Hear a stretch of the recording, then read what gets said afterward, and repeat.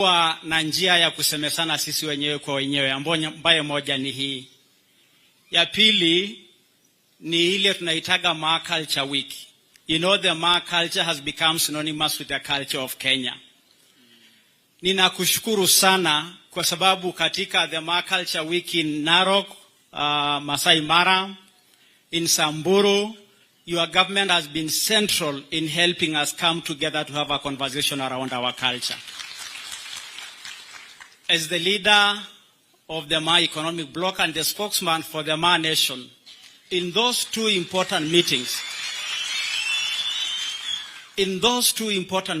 we took a resolution to support your government, and we are not going back.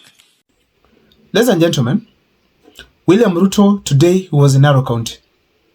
You all know that William Ruto goes to a place for three reasons. Three reasons. One, a funeral. Two, developmental tour. Three, a church service. So today in Narok County went there for a church service. Wasting public resources just for a church service. Something could have conducted in in Nairobi successfully and finished the day. But he had to spend taxpayers' money to fuel, to move around so many people, security, to simply go and hold a service in Narok County. That is not the best of my video here today. When I looked at the people who are present, I realized that most of the leaders, especially from the Maasai region, are behind President William Ruto. First. Second, it reminded me one simple thing, that the Maasais are going to vote for President William Ruto more than any other leader that's going to vie for presidency come 2027. And some of you might be asking why.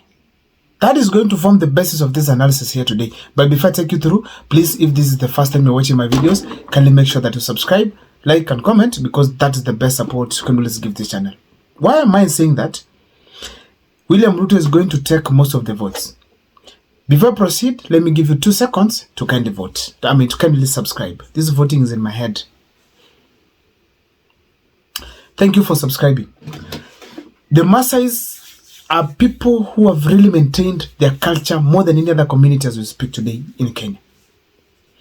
This can be told from their way of dressing, their way of life, holding their Maasai cultural, festival, like the one that was there in Samburu last time, a huge one where Maasais from across the Maasai region, the Maa community attended. So in a nutshell, they have maintained their culture and their traditions. In leadership, their culture or traditions play a significant role. And in William Ruto's event today, I was able to note that there were elders there. Actually, the chairman of all the elders was present. That was a clear indication that William Ruto has the Maasais.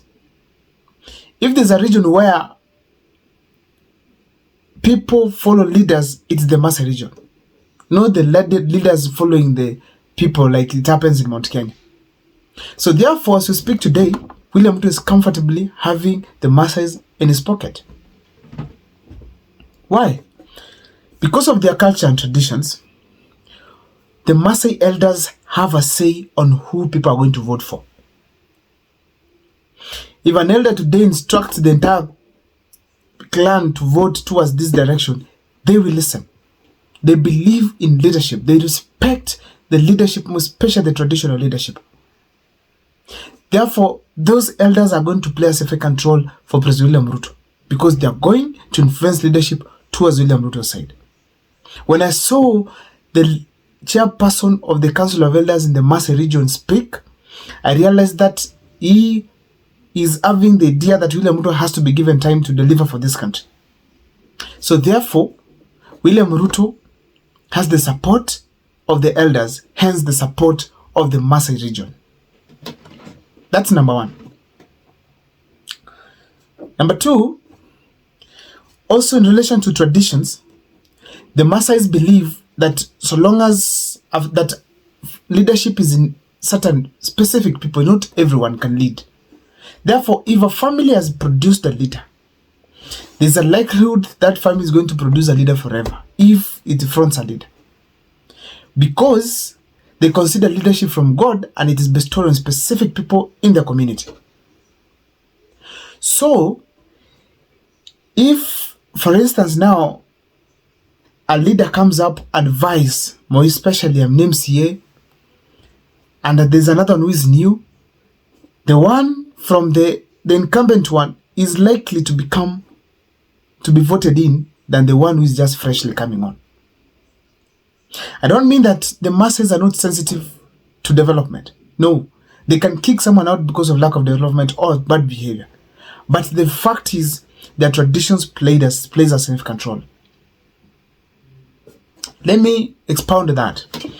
If today, for instance, there's a leader who wants to be an MP, and I'll give examples, then this leader who wants to be an MP is going to unseat someone who is already an MP. The Maasai community, they are likely to vote for the person who is already in the seat, the incumbent one, than the one who is just coming in. Why? They will consider that this new person does not belong to the leadership hierarchy of a family.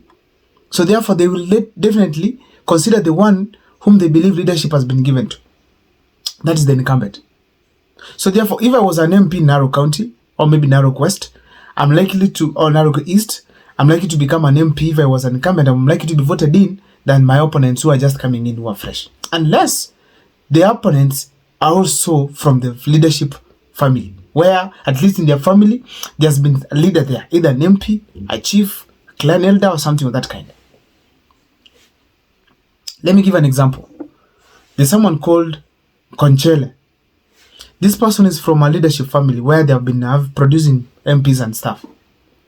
This leader came in as an MP, and at some point he dropped out. So when he came back, he was considered because he's coming from that family. Let me tell you about a leader called Ledama Olekina. Ledama was from ODM. The governor was from UDA. Listen to me carefully. Now, after the governor had exited this gubernatorial seat after going for 2 terms, that's that's Ole Tunai, he came to the senatorial seat.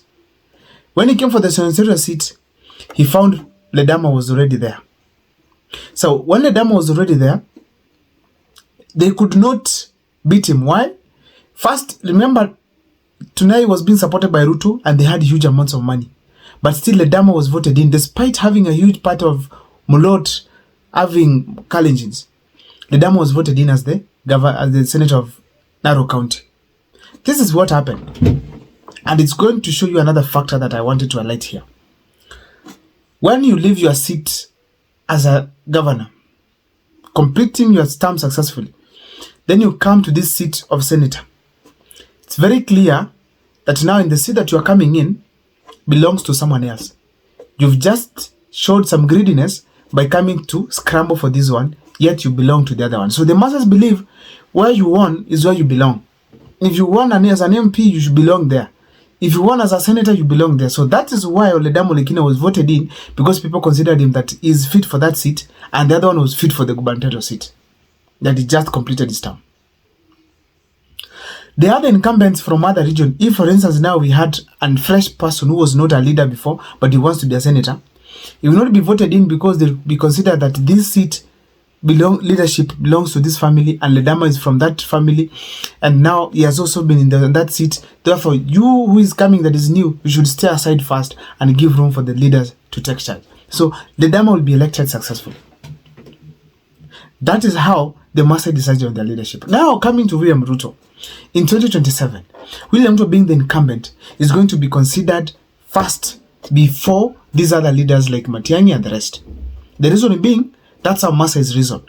That if William Ruto is the president, he should be given his term to finish. Wengine wangoja kwanza, wakati wao utafika. That is how the reason.